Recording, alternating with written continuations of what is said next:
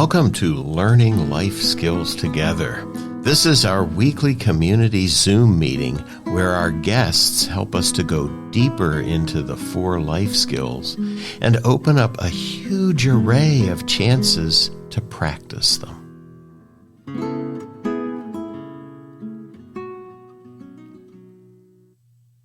So, hello everyone, and welcome to a noon version of Learning Life Skills Together Zoom meeting. This also is number 12, so it kind of worked out to signal.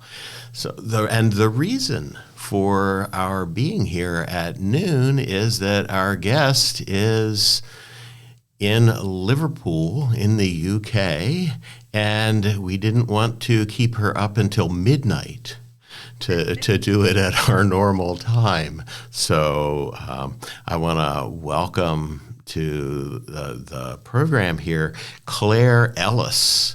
Now, Clare has worked for an organization called The Reader since 2007, while she was completing a doctorate in working class literature in the 19th century. So she's enjoyed delivering shared reading, which is the subject of today's sharing. She's been doing that with diverse communities around the UK, and actually she's my contact with The Reader here in the US because there's a whole international group as well that's doing these kinds of practices, which I want to say are attention practices. And Clare is the head of shared reading practice. So this is what she teaches others to do. So you're getting shared reading from the source. So Clare, what I'd like to ask you to do is to give us a sense of shared reading through a poem that I know you have carefully selected for us. And the idea here for everyone, we always start with practice.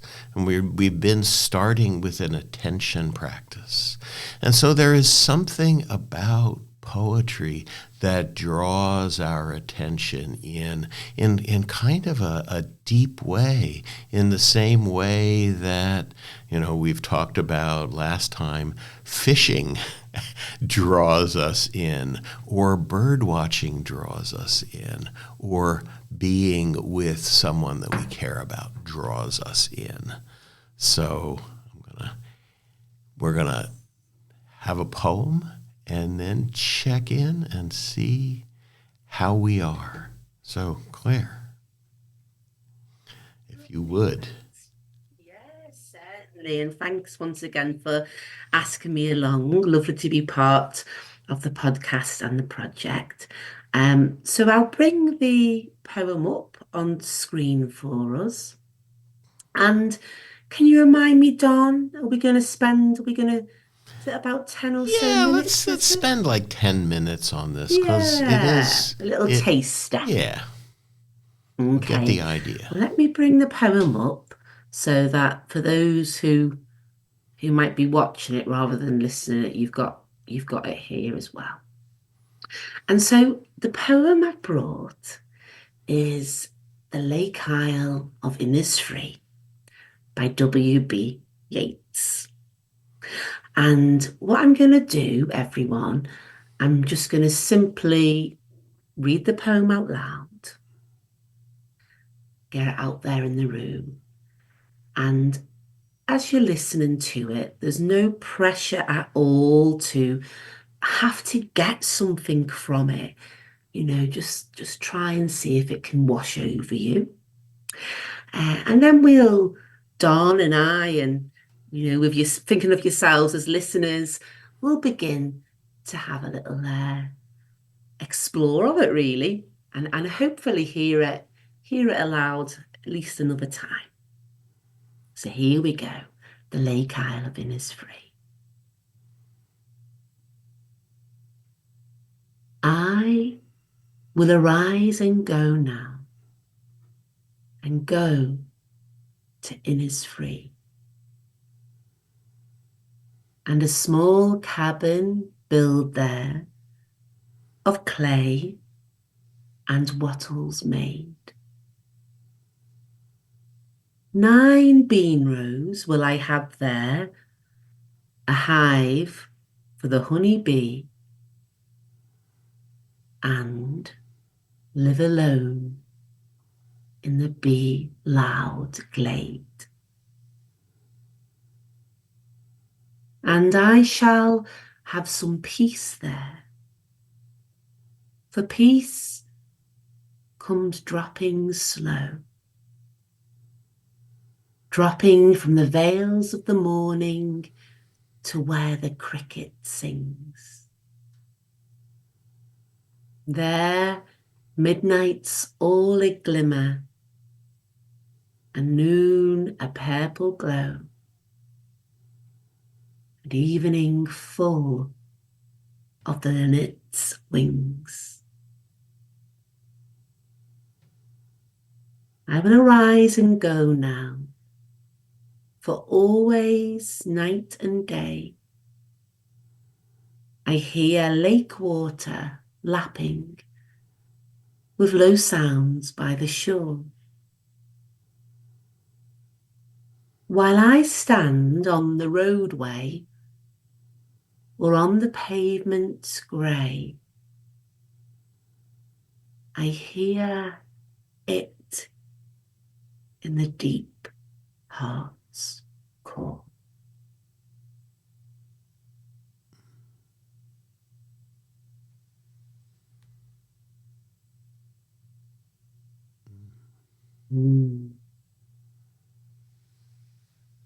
It is a lovely thing. Just to let wash over you. I liked that instruction, to just let it wash over you. Yes. And you know, it's all I always say when I'm doing shared reading with people. It's always nice to be able to hear it a few times, I think, you know, to give ourselves a bit of space. And so in a moment, I'd be happy to reread it, or maybe even Don, you might like to, I don't know. But Yeah. I mean, at this very early stage, and I know we've only heard it once together, I'm curious as to, I don't know, what we might be feeling after hearing that, whether we maybe noticed already something particular. I don't know if anything kind of stood out for you, Don, at this early stage. Well, there is that very beginning. I will arise and go now. And of course, I know the poem, so there's a sense of, I know we're going someplace good. And so I really connect to that. You know, there are times in my life, times in the week, times in the day when, you know, I would really like to arise and go to a lake isle by myself, you know, and experience the kinds of things that this is talking about. So it's really kind of connected in that way. Thanks, Don. Yeah, and I'm wondering if we have any comments. I think we have do. actually. I can just see in the chat that Yeah. thank you, Sandy. You know, we're sharing initial impressions, and Sandy's, you're noticing the bit that says for peace comes dropping slow. Yeah. And you've put, it makes me think of my daily walks, seeking peace, calm at the start of the day and end of the day. Yeah, Mm. yeah. So kind of a walk can be a lake aisle for you, you know. Yeah. I've read this poem with different people over the years, and it's really interesting to get, different impressions about how we feel about whatever this place might be. In is free, real or imagined. I can see, Sandy, it's resonating with you there, what Don said about how actually the walk in itself could create a space like Innisfree. But the peace bit, now you've picked out the peace bit, and I don't know, Don, if you also noticed the peace bit. Oh, Um, the line is it, peace comes yeah. dropping slow. I mean, I've that's never thought about peace in that way, dropping. no, a peace that's dropping on you slowly. Yeah, it's like a physical experience of peace coming down on you. I really like It's that, like a so physical experience. appealing. Yeah. Mm. And I can see Katie also got another comment. Thank you very much for coming in. And Katie's put, it also reminds me of places that are special to me. And I love the ending that speaks to keeping these special places in our hearts to hear, even when we aren't there. Yeah. Yeah, that Mm. ending part is really really great. Yeah, maybe We're out somewhere else. We think we're ready for the second reading here. I'd be happy to do that. thanks, Don. And maybe as we hear it again, we can think about already some of the thoughts we've shared, but also thinking about what Katie said about the ending, because Yeah. we've got this Oh, idea about I will arise and go now. But yeah. the ending, it does mention about pavements grey. Um, Yeah. so this idea about, maybe having a connection still, even when you're not physically there anymore, is Yeah. quite interesting. So I think yeah, we it'd have be one great. more. I think we have one more comment Oh, we coming. do from Um, Sandy. oh, Carol raised her hand, but Oh, we did she can't go talk on with her then? directly. So, Carol, if you could type your comment in for us, that would be great. Meanwhile, Sandy, what did Sandy have to say? Oh, lovely. Thank you, Don. So Sandy is, yeah, thanks for coming in, Sandy, to the conversation. And Sandy's put, and then it says, from the veils of the morning, um, slowly descends as we become available to it coming to us. Mm, yeah, so this is that attention piece that we've been talking about now for 12 meetings. So let me take a shot at this, reading Oh, it. thank you. Okay. So, the Lake Isle of Innisfree.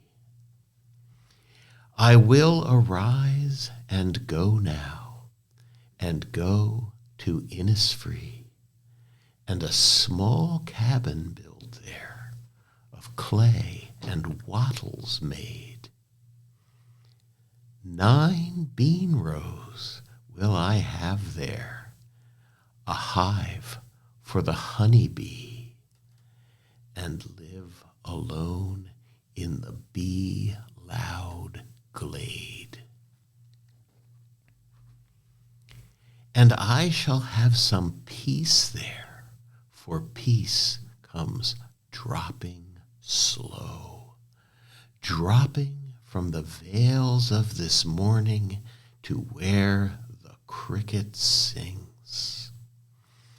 There midnight's all a glimmer, and moon's a purple glow, and evening full of the linnet's wings. I will arise and go now for always, night and day.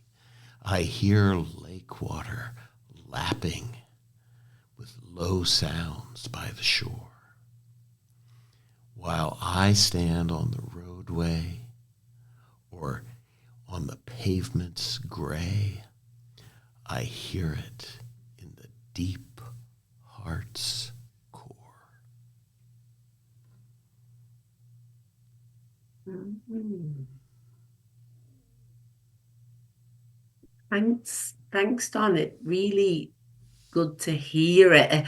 Just picking up that word, hear it there at the end. Really good to Yeah, hear it again. And I don't know, maybe as you were reading it and our listeners, maybe we had some further thoughts. I don't know if Carol's had a chance to come in, 'cause I couldn't see Carol. I know you mentioned Carol, if she's been able to share. Um, doesn't seem so.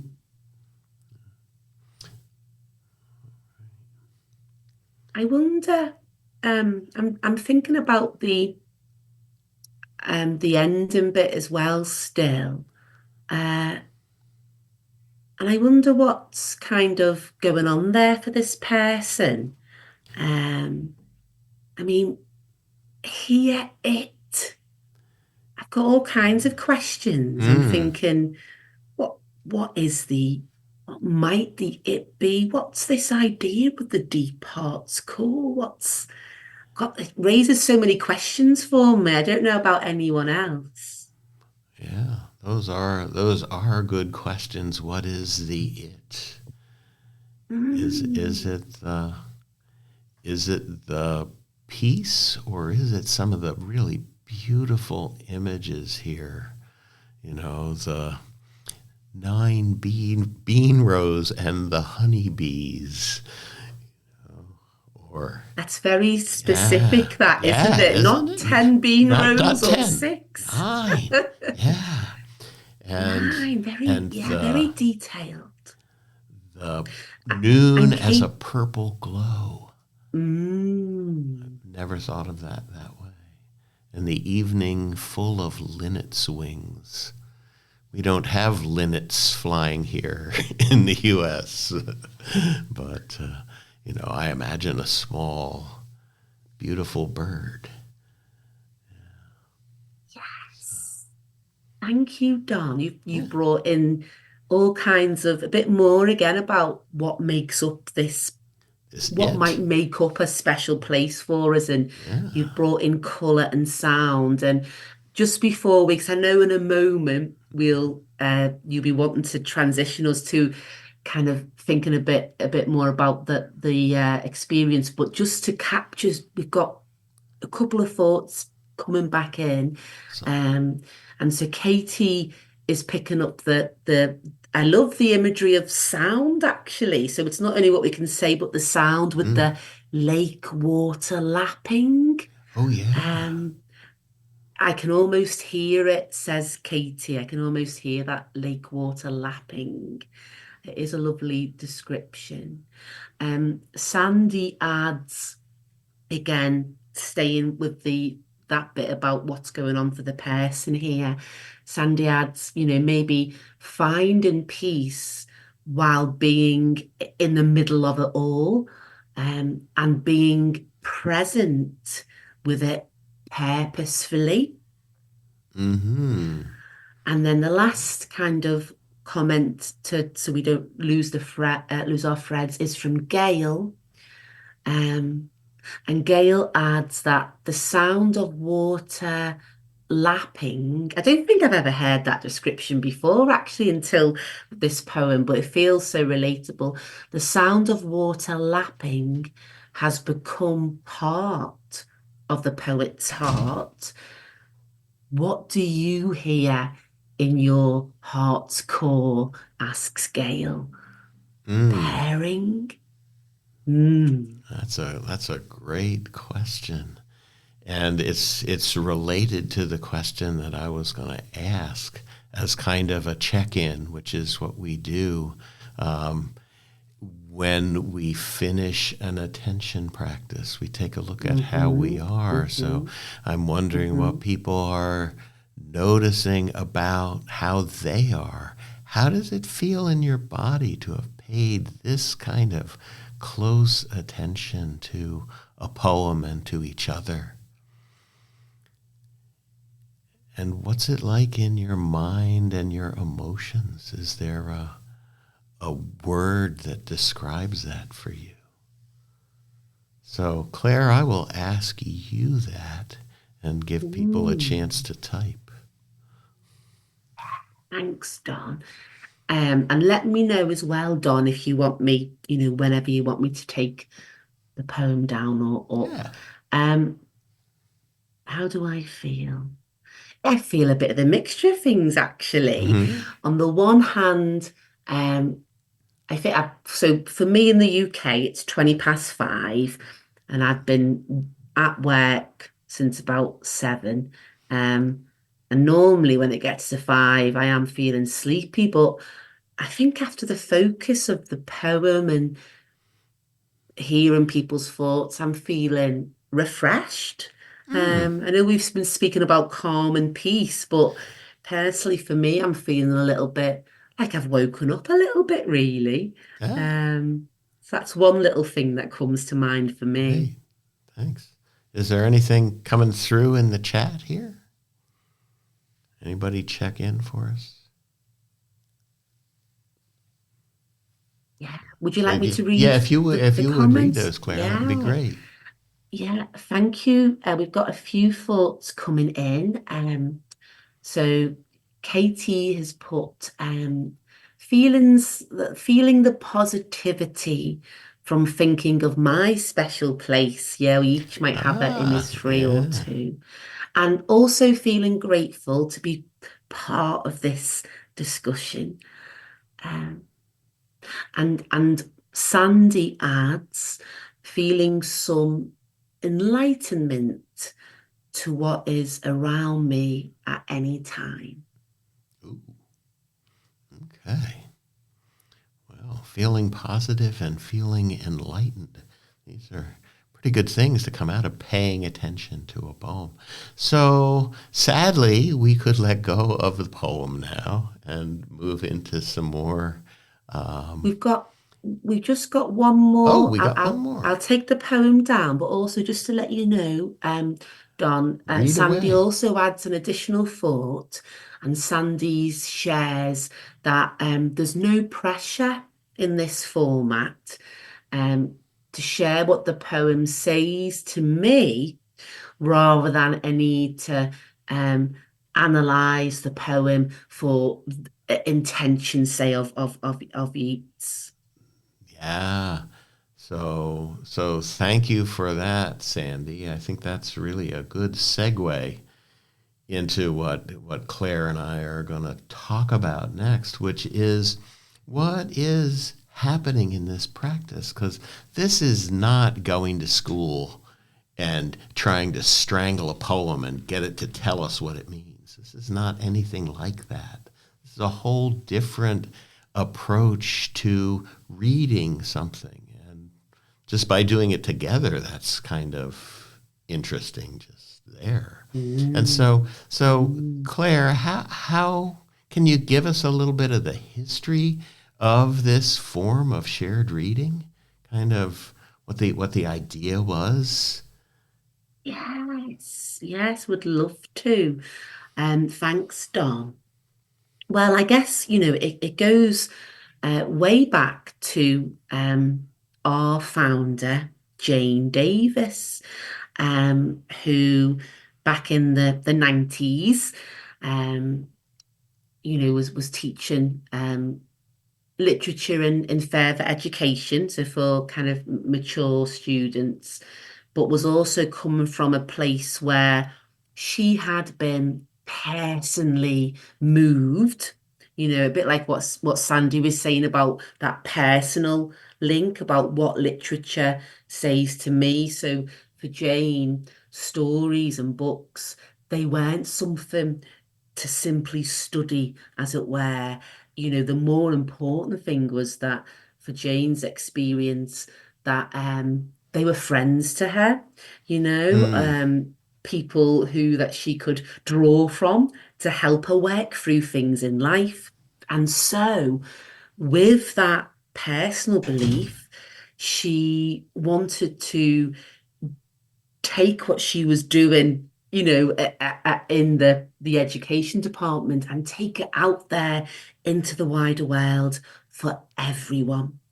And so shared reading, the first shared reading group that we kind of started was back in 2002 in a little library in a small town called Birkenhead. And the idea was, yeah, it's kind of twofold actually, because the first thing is the no pressure approach, as Sandy says, is so important. So Jane would go into the library with a story or a poem, something that she felt would resonate maybe in some way, um, but with no pressure or expectations for anyone to have to say or do anything.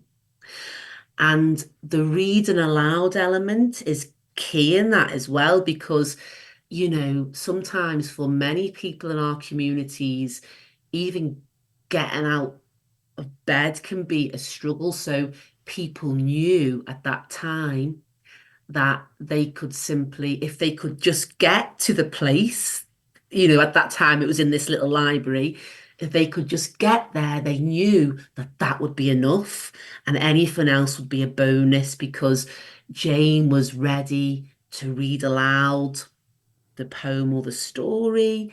Um, and so the people could just listen.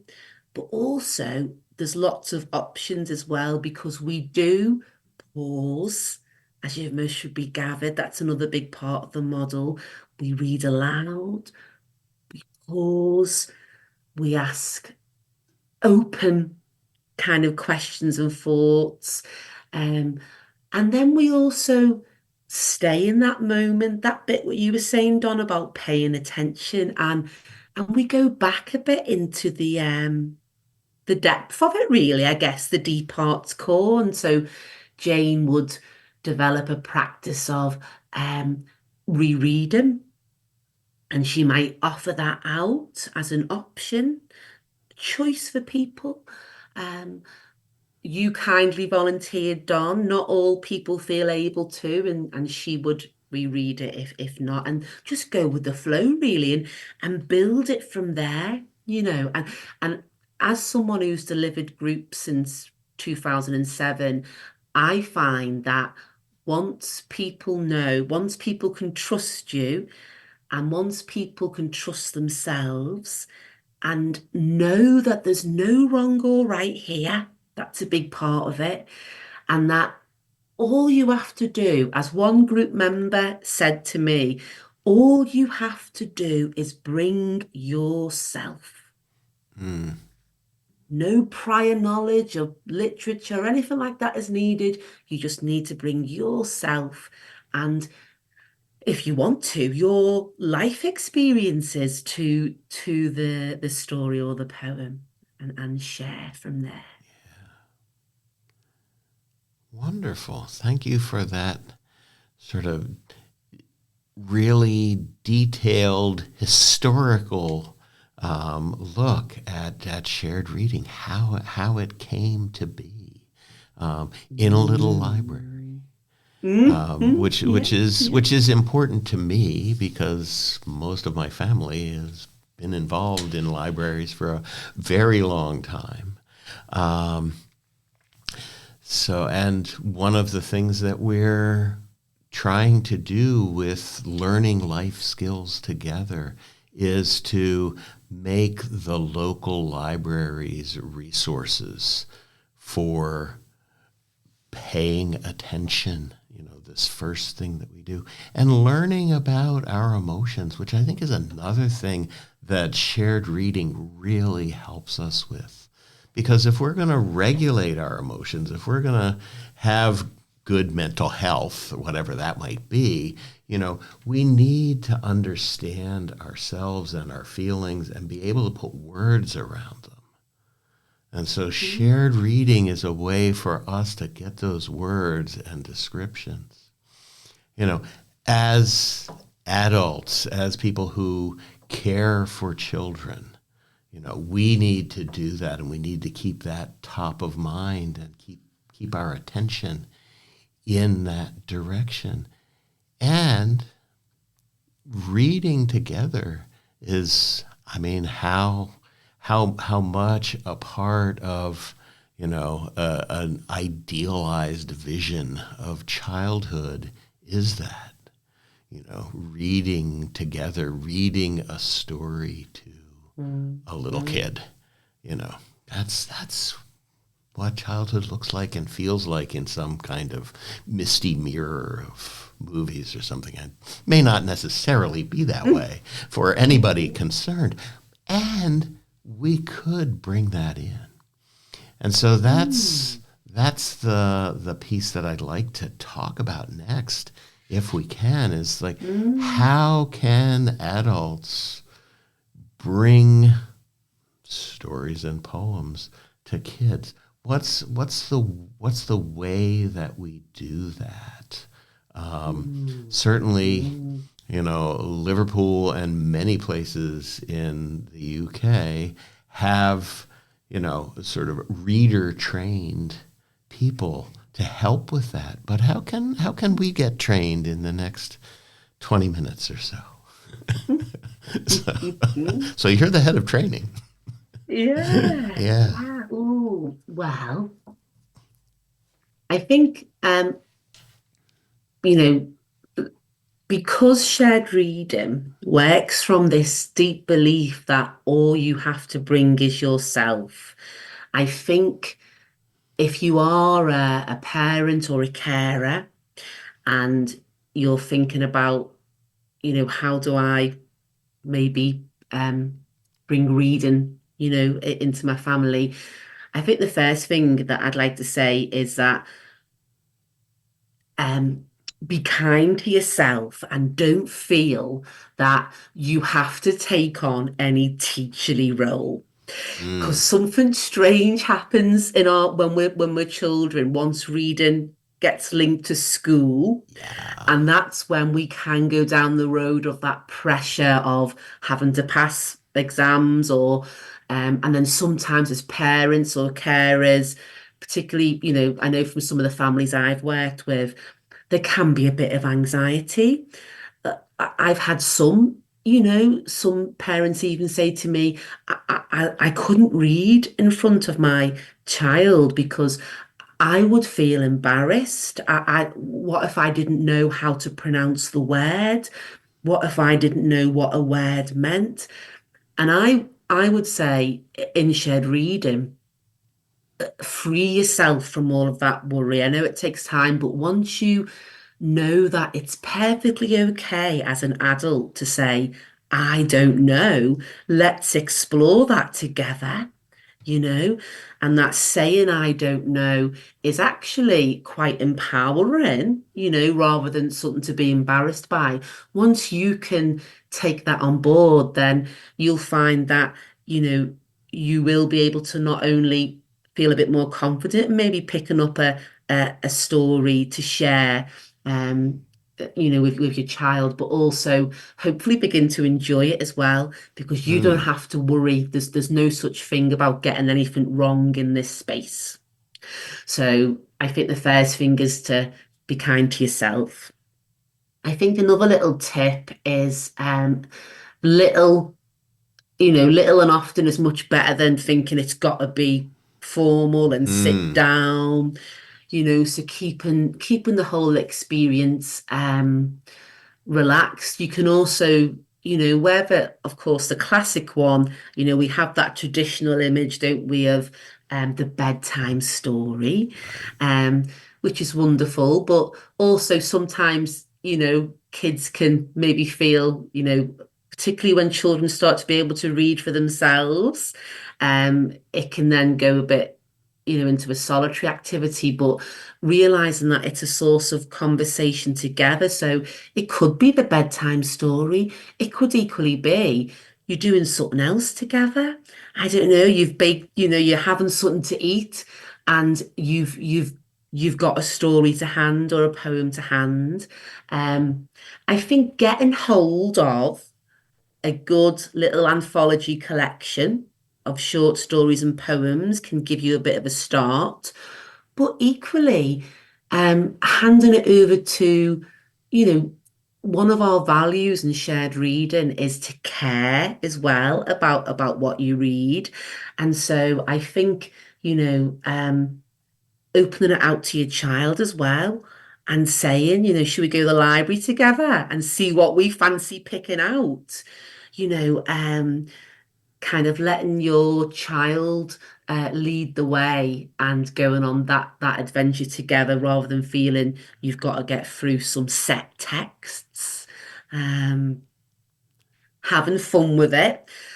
One of the essentials of keeping it real is of shared reading is keeping it real, where you can ask things like you don't have to stick to, I don't know, questions that might be a bit pressured that revolve around comprehension to things like, Right. what does this mean? Actually, we can ask more around feeling. So we can be like, I wonder how I wonder how this place feels.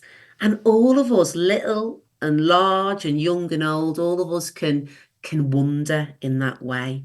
And we know from our children that actually um, I mean, we did a recent um, kind of evaluation of our work, and we read with from little children right the way up, and actually over 90% of our children said one of the things they enjoyed was being able to not simply read with their family members, but to have the conversation and to talk about their feelings, but without the pressure either, because you've got a lot of freedom together with the story. You can move around, children quite like the fact that they can join you together as an equal, and together you can wonder about a person in the story and what they're feeling. Mm. Um, from Yeah. there, maybe you might talk about your own feelings, but there's no pressure to.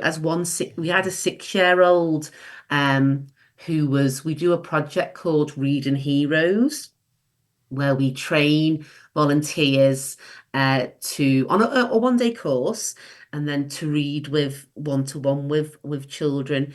And a 6-year old um, sent them a little note in the evaluation. I just read it out, and she's 6 years old, and she wrote to the volunteer, and she put, "Thank you for helping me read better." But she also adds, this is a bit that made me smile, and for making reading fun and not stupid boring. There it is. So That's it's the that whole fun, thing. isn't it? It's that fun Yeah. as well. Yeah. That's it. And I just want to sort of reiterate here, say this thing again of, the questions can be about feelings, because that's the part that we're working on in learning life skills together. The big life skill is to know how you feel and be able to work with that. And so maybe it's not even how do I feel? Maybe it's how does that character feel? Yeah, Even what better. what do you Yeah. think is going on with Annie here in this story? What's she feel like right now? And to work that through, we've been talking for 12 sessions now about how important having that vocabulary around our emotions is. And so as we have more and more conversations about it, and you as the carer, as the adult, get to bring in more and thicker, better descriptions of feelings. We're really helping the kids in a way that I don't know. It's irreplaceable. This is the kind of thing that the kind of I hate to use the word, so I won't. It's the kind of learning for them. I'll use one of our words. It's the kind of learning for them that really, really helps them be healthy and resilient, which is what we all want for our kids. So sorry to stab in there with that, but they can't make that point too strongly here. That these opportunities of reading together are really deeply rich in that way. And it's something that actually isn't age bound, that you know you can you can build and do together. And it is a nice way to come together as fellow human beings, and you'll learn, your child will learn more about you in different ways, and you'll learn about your child and the world. I mean, I'm just looking at a comment here from Sandy, and as we were listening to you, Don, Sandy's put it will help kids learn to love reading versus it being done to them, as it were. Yeah. Learning to love language and instilling a desire for learning how to learn about our world, the big and the small. And I don't know if there's Katie's just put a question in. Do you have recommendations for anthologies of literature or poetry for elementary school aged kids? Good question. It's a good question, yeah. Well, I mean, I could certainly. The reason why I'm looking over here, I can't. I mean, the reader has their own anthologies, but as a little, I mean, I can send on more of a list, but as a little example, this is a beautiful one that I'm looking at the moment. It's called This Same Sky. And it's a collection of poems from around the world, edited by Naomi Shihab Nye. Um, and what's wonderful about it is, I think the choice of the literature is quite important, actually, or it will become, because on the one hand, you want to let the child have space to lead and explore. You don't want to be kind of, we must read this. But also, if you're going to be wanting a piece of literature that will help you maybe talk about feelings or properly relate to life, this is a really good quality selection of poems that I think as adults we can learn a lot from, as well as our Yeah. our little ones. So this is a really, really, really good one. Yeah, so we can definitely post on our website in our resources section a lot of books that we would recommend, that the reader would recommend as well. So yeah, we will do that for folks. Anthologies are nice with kids. Another one that I quite like, I love, I think another thing that can be good is really good quality picture books. There's Tales from Outer Suburbia. It's actually down. I should have brought it up, shouldn't I? But it's by Sean Tan, I think, Tales from Outer Suburbia. And that's an anthology of short stories. The most amazing illustrations, and the stories are wonderful. And again, as adults, you will enjoy them as well as the children. Yeah, so that's important. Um, Yeah. yes, Yeah. yes, it is important that, yeah, because you want it to be genuine. And going back to Sandy's point about learning to love the reading rather than it being something done to you, you want it to be a genuine kind of conversation, don't you? So it is important, yeah, that you also feel there's something in this story that's got me thinking here. Yeah, yeah, absolutely. But yeah, I mean that whole idea that we keep coming back to of, you know, even if we're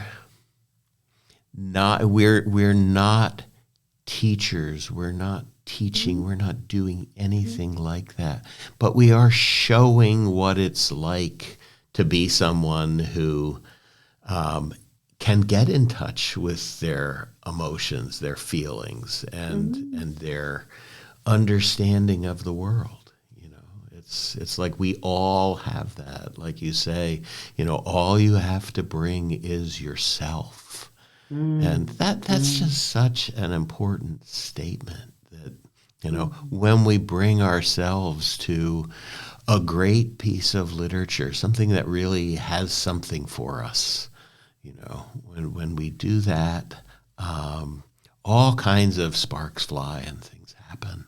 And one of the things that I love about sort of the whole way that the reader started and has taken off and has maintained is this idea that great stuff is for everybody.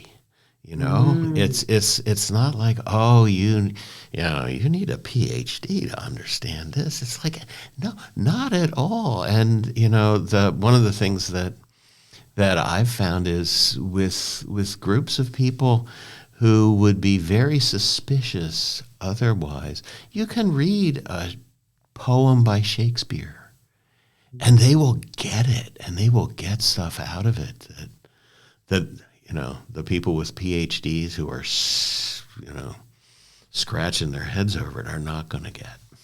You know, it's just it's so beautiful in that way. Yes, I think I think again it goes back to what that group member said, didn't it?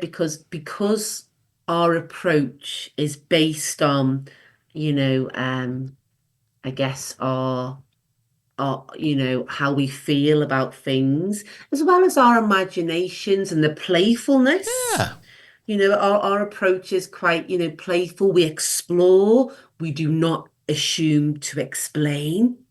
So if you are reading a story and, you might ask, I wonder why the person is doing this. And, your child might say, oh, because of this. Um, it's fine for you. You don't have to kind of correct anything in any way. Even if you might have thought something different, you say, oh, yeah, that could be that, couldn't it? Yeah. And then you might say, and I was also thinking about this. So it's all about exploration, playfulness, turning something around, not having to tick any boxes or get any answers, you know. So it's that mixture. I mean, so we refer to it as, I mean, they say that reading for pleasure is, you know, the single most important thing you can do actually to help a child, have the best chance in life. They say that yeah, reading for pleasure is, more important than, socio-economic background or parent education in relation for the child to, thrive in life. And at the reader, it's reading for pleasure, playfulness, but also the depth as well. One group member once referred to it as serious pleasure, if you can. mm-hmm, Um, but yeah, yeah, it's yeah, everything's welcome in this space, and we take yeah, our time with it. yeah. So I'm thinking that it's time to try something that's maybe a little bit aimed towards kids, and we as adults who are listening can see what we get. Sound like Yes, a plan? yes. Yeah, sounds good. Okay. And I also see Sandy's just added in relation to this discussion that we can all feel a sense of success this way because no matter who we are, we can build a sense of community with others. It's so accessible. Everyone's equal, whether we're a child or an adult or wherever we're from. Okay, well, I brought a little something else. Um, I brought in an extract. I'll bring it up on the screen. Okay.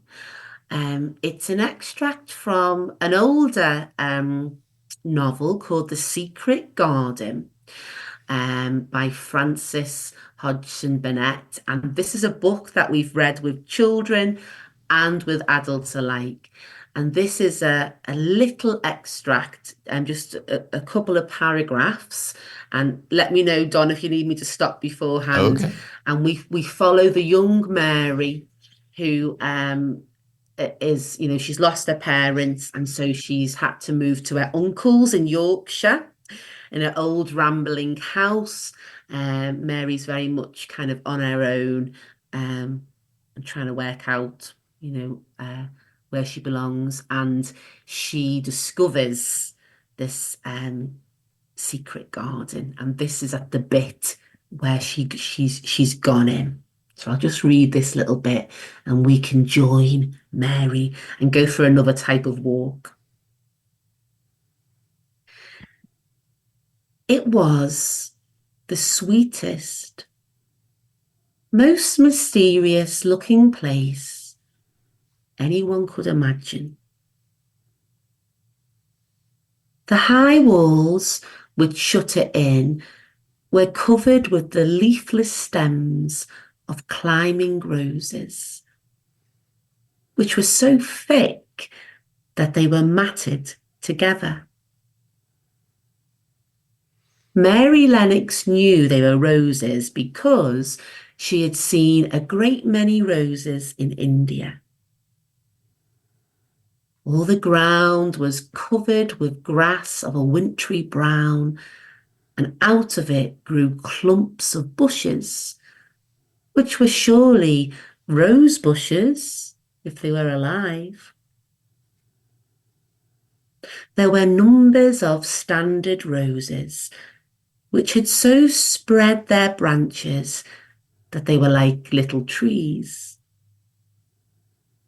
There were other trees in the garden, and one of the things which made the place look strangest and loveliest was that climbing roses had run all over them and swung down long tendrils which made light swaying curtains. And here and there they had caught at each other or at a far-reaching branch and had crept from one tree to another and made lovely bridges of themselves. There were neither leaves nor roses on them now, and Mary did not know whether they were dead or alive. But their thin grey or brown branches and sprays looked like a sort of hazy mantle spreading over everything. Walls and trees and even brown grass, where they had fallen from their fastenings and run along the ground. It was this hazy tangle from tree to tree which made it look so mysterious. Mary had thought it must be different from other gardens which had not been left all by themselves so long. And indeed, it was different from any other place she had ever seen in her life. How still it is, she whispered. How still. So maybe that's a place to pause, Claire. We have a few minutes just to let this settle and to see if there's anything that showed up for anyone. I mean, here again, we're looking at this. How is it for you to have heard this really amazing description of this amazing place? And what stood out, I guess I would say. Let's see what folks are thinking. And Claire, you read it quite beautifully and with the kind of attention that we're talking about. So I'm wondering how it is for you right now, just having encountered this.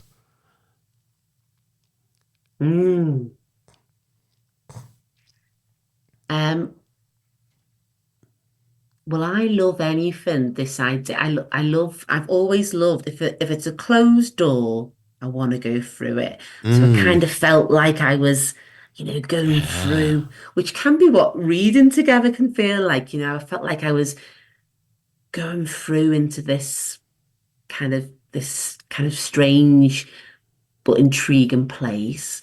And I must admit, I wasn't quite sure how to feel as well in it. There was lots of references to roses, and I didn't know how other people felt about that, but I got a little bit lost amongst the roses, a little bit. But then I did like the bit at the last only a few words, when Mary says, "How still." I don't know why, but that was the bit that I really liked. Yeah, no, I'm with you on that. The thing that stood out for me was this is an old place that hasn't been touched. And maybe it's alive and maybe it's not. We don't really know. And so there's, this is a big discovery, and it could really be amazing.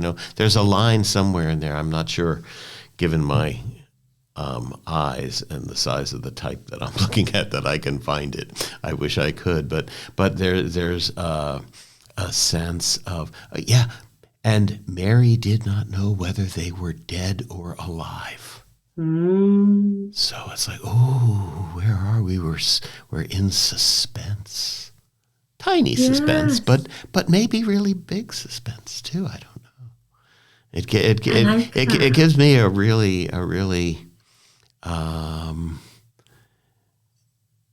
I want to say a happy feeling that I don't know yet.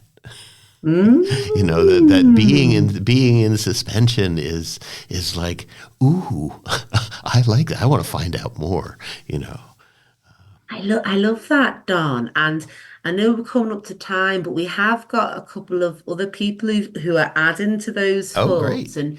And Katie has kindly shared a little bit how she's feeling after just that paragraph. And she says, this evoked thoughts and feelings of discovery. I think that was the word I was looking for when I was doing this. Feelings of discovery, curiosity, and wonder. Wow, for me. Yes, Katie, I can really relate to that. And Sandy has also added a comment. Sandy's put, it reminds me of the rose gardens at Longwood Garden in PA. Brings a sense of awe in regards to nature's miracles and a sense of growth and decline, death, a sense of hope too, mysteries of our world. Yeah, nicely put. So you can see that here we have one paragraph. Well, if we don't count the line at the bottom there, we have one paragraph, and there's so much that we can draw just out of that. And we're starting in the middle. On top of it. So this idea that we could spend 10 minutes reading something like that. Just like, we spoke a few meetings ago with one of the program directors at the Brandywine Museum of Art.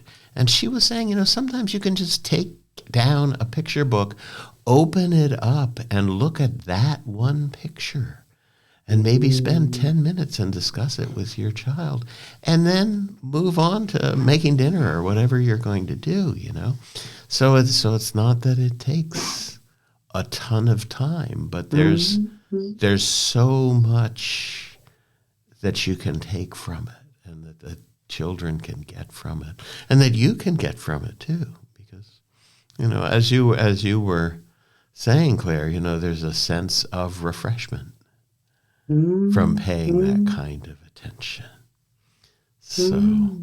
So I have a traditional kind of question that I ask our guests as we wrap things up, and that is, do you have any words of wisdom for parents and carers around using reading as a way of coming together with the kids? 2 minutes have I also Put you on the spot. Don't worry about the minutes. We'll snip and snap and make sure that this works. Yeah. So, I spoke a bit before about, about being kind to yourself, and allowing yourself, and love those words from Katie, allowing yourself to discover, to be curious and to wonder, and children will just naturally join you in that rhythm. Yeah. I think, depending where your child is at, patience, don't be kind of trying to expect a perfect kind of session or outcome. Children are at different journeys, and the worst thing you can do is to force it. Yeah. So relax a little bit about it, build it in gradually in a fun way. And if you're reading a story, like a short story, and halfway through your little one says, I want to go and play now, let them, let them. Wonderful.